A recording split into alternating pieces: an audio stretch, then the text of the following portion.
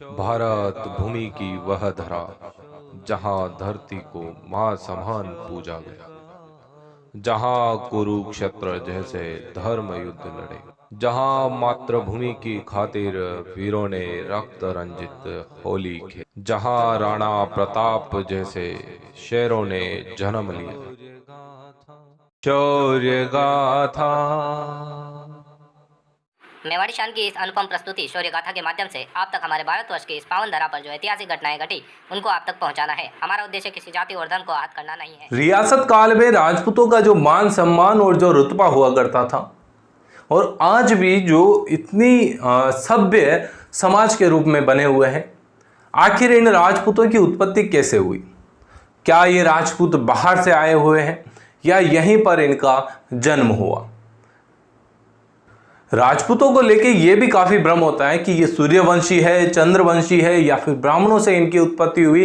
किस प्रकार से राजपूतों का जन्म, आखिर राजपूतों की उत्पत्ति कैसे हुई, उनके बारे में क्या क्या मत हैं, इसके बारे में जानते हैं आज के इस एपिसोड में। नमस्कार, मैं अजय पंडित एक बार फिर से आपका स्वागत करता हूं मेवाड़ी शान की इस अनुपम प्रस्तुति शौर्य गाथा में।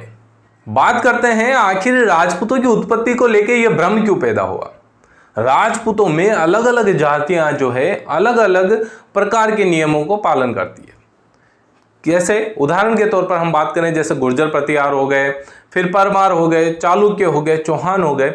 इनमें जब राजपूतों के अलग अलग वंशों की बात करते हैं तो वो अपने उद्भव का अलग अलग मत देते हैं। कोई सूर्यवंशी बताता है, कोई चंद्रवंशी बताता है, कोई ब्राह्मण वंशी बताते हैं। तो ये जो अलग अलग मत आए हैं, इन्हीं से कहीं ना कहीं जो है हमारे इतिहास में ये भ्रांतियां उत्पन्न हो गई। सबसे पहले बात करेंगे कि क्या राजपूत सूर्यवंशी है। हमारे पुराणों में हमें यह जानकारी मिलती है, भगवान सूर्य जो थे उनका एक पुत्र था जिसका नाम था मनु, और मनु को धरती पर आदि राजा की संज्ञा दी जाती है। मनु थे जिन्हें वैवस्वत मनु कहा जाता है। उनके 10 पुत्र थे और उन 10 पुत्रों में उन्होंने पूरी धरती के राज्य को बांटा था। इन 10 पुत्रों में 2 के नाम आपको याद रखना, एक का नाम था इल और दूसरे का नाम था इक्ष्वाकु। इल के द्वारा भगवान शिव और पार्वती के क्रीड़ावन में बिना परमिशन के जो है प्रवेश कर लिया गया, जिसके कारण श्रापवश वो पुरुष से स्त्री बन गए थे। मतलब इल से उनका नाम हमें मिलता है इला। जब इल स्त्री बना तो उसका नाम इला हो गया, और इसी इला का विवाह सोमपुत्र बुध से हुआ था। बुध और इला का जो पुत्र हुआ जिसका नाम था पुरुरवा, और जो पुरुरवा था उसी पुरुरवा के जो वंशज हुए वो चंद्रवंशी कहलाए। वैवस्वत मनु के जो दूसरे पुत्र थे इक्ष्वाकु, उन इक्ष्वाकु ने अयोध्या जो वर्तमान उत्तर प्रदेश में है उस अयोध्या क्षेत्र में उन्होंने राज्य किया था, और उसी राज्य में इनका वंश काफी लंबा चला और काफी प्रतापी यहाँ पर शासक हुए। जैसे हम बात करें राजा हरिश्चंद्र, राजा दशरथ, मर्यादा पुरुषोत्तम राजा राम, ये काफी प्रसिद्ध राजा हुए, और आगे चलकर भी इनका वंश काफी चलता रहा। महाभारत काल में भी इनके वंशजों की जानकारी हमें मिलती है। तो यहां पर आप समझ पाए होंगे सूर्यवंशी और चंद्रवंशी का जो कॉन्सेप्ट आता है वो हमारे पौराणिक धारणाओं से भी मिलता है। अब बात करते हैं कि क्या राजपूत जो है अग्निवंश से उत्पन्न माने जाते हैं, अग्निवंशीय क्यों कहा जाता है। तो राजस्थान में एक इतिहासकार हुए कवि चंद्रबरदाई, जिन्होंने पृथ्वीराज रासो नामक ग्रंथ लिखा। इस ग्रंथ में उन्होंने अग्निकुंड का सिद्धांत दिया, जिसमें यह कहा था कि ऋषि वशिष्ठ और विश्वामित्र के द्वारा माउंट आबू जो वर्तमान में है आबू पर्वत पर एक यज्ञ का आयोजन किया गया था, और इसी यज्ञ में या यूं कहें इस क्षेत्र में जो ऋषि मुनि रहा करते थे, उन ऋषि मुनियों के यज्ञ हवन में जो है बाधाएं उत्पन्न करते थे राक्षसी प्रवृत्ति के लोग। उनसे निजात पाने के लिए ऋषि वशिष्ठ ने इस यज्ञ का आयोजन किया था।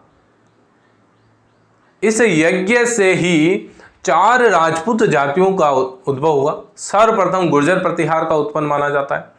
इस यज्ञ से ऋषि वशिष्ठ ने 4 राजपूत जातियों को उत्पन्न किया, गुर्जर प्रतिहार, उसके बाद परमार, फिर उसके बाद चालुक्य और अंतिम चौहान। राजपूतों में ये चारों वंश इतने प्रसिद्ध है कि आप कहीं पर भी इतिहास देखेंगे तो आपको गुर्जर प्रतिहार, परमार, फिर हम बात करें चालुक्य और चौहानों की जानकारी मिलती है।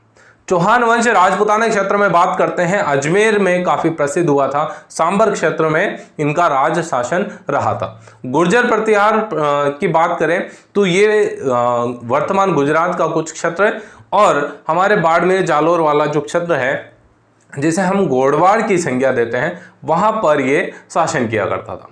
चालुक्य वंश की बात करें जिन्हें सोलंकी भी कहा जाता है, तो ये गुजरात के प्रमुख राजपूत वंश के शासक हुआ करते। और लास्ट हम बात करें परमार, तो ये मालवा क्षेत्र में शासन करने वाली राजपूत जाति थी। अब बात करते हैं जो कवि चंद्र बरदाई ने पृथ्वीराज रासो में जो कॉन्सेप्ट दिया, ये कॉन्सेप्ट और कौन कौन इतिहासकार मानते हैं, तो राजस्थान का अबुल फजल जिसे कहते हैं, मुहणोत नैन्सी ने बहुत ही बड़े और अच्छे ग्रंथ लिखे हैं, मारवाड़ परगनारी विगत और मुहणोत नैन्सी ख्यात, जिसमें हमें राजपूतानी का इतिहास व्यवस्थित ढंग से देखने को मिलता है। तो मुहणोत नैन्सी भी इस बात को एक्सेप्ट करते हैं कि जो राजपूतों की उत्पत्ति हुई, राजपूतों के 4 प्रमुख कुल थे, इन 4 प्रमुख कुलों की उत्पत्ति आबू पर्वत पर हुए यज्ञ कुंड से हुई है। जो यज्ञ हुआ उसमें जो अग्निकुंड था उससे इनकी उत्पत्ति हुई। लेकिन राजस्थान के एक इतिहासकार है जिन्होंने सर्वप्रथम पूरे राजपूतानी के इतिहास को कलेक्ट किया और लिखा, कर्नल जेम्स टोड, वो ये कहते हैं कि हाँ, यह अग्निकुंड से इनकी उत्पत्ति हुई, लेकिन ये जो अग्निकुंड वाला यज्ञ या कॉन्सेप्ट है, इसमें कहीं न कहीं शुद्धिकरण किया गया था। ठीक है, तो ये अलग अलग इतिहासकारों के अलग अलग मत आते हैं। अब बात करते हैं कि क्या राजपूत ब्राह्मण वंशीय थे, तो बात करते हैं मेवाड़, जो कि पूरे राजपूताना क्षेत्र में प्रसिद्ध रियासत रही है। इसी रियासत में जो शासक हुए गुहिल से लेके या गुहिल वंश से लेके सिसोदिया वंश के, तो गुहिल वंश के जो है उनके ऊपर मत आता है कि ये कहीं न कहीं नागर जाति के ब्राह्मण थे। क्या थे? नागर जाति के ब्राह्मण थे। एक बात और ध्यान रखना, जो भी हमारे बिजोलिया शिलालेख में जानकारी मिलती है उसमें भी हमें यह जानकारी मिलती है कि जो चौहान है वो वत्स गोत्रीय ब्राह्मण है। ठीक है, तो ये ध्यान रखना कि कहीं न कहीं ये चारों जो मत है इनमें हमें जानकारी मिलती है, लेकिन सबसे ऑथेंटिक मत जो माना जाता है वो ऑथेंटिक मत है इनका अग्निकुंड का जो सिद्धांत है, जो थ्योरी है, उसको काफी माना जाता है। बाकी इनमें जो परंपराएं हैं, जो रीति रिवाज है, उसके अकॉर्डिंग आप किसी से भी मैच कर सकते हैं, लेकिन ये यहीं के थे। भारतवर्ष में ही इस जाति का उद्भव हुआ, ये भी ध्यान रखिएगा।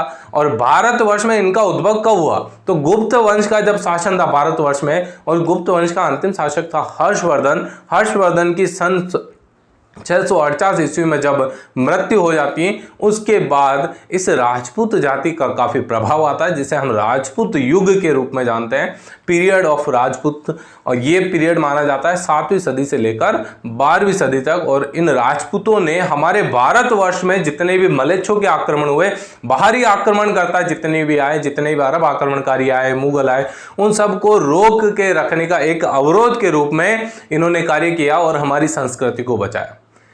तो जो क्षत्रिय धर्म था और राजपूताने की जो आन बान शान है, उसको बचाए रखने में कहीं न कहीं इन राजपूतों का अहम योगदान था। इनके द्वारा जो बलिदान, जो त्याग किया गया अपने देश के लिए, अपने देश के प्रति, अपने मातृभूमि के प्रति जो इन्होंने त्याग किया, वो वाकई अद्वितीय है। उम्मीद करता हूँ आज का ये एपिसोड आपको काफ़ी अच्छा लगा होगा। यदि एपिसोड अच्छा लगा तो आप अपनी संवेदनाएं नीचे कमेंट बॉक्स में ज़रूर बताएं, और साथ ही साथ इस वीडियो को ज़्यादा से ज़्यादा लाइक शेयर करें। जय मेवाड़, जय एकलिंग जी की।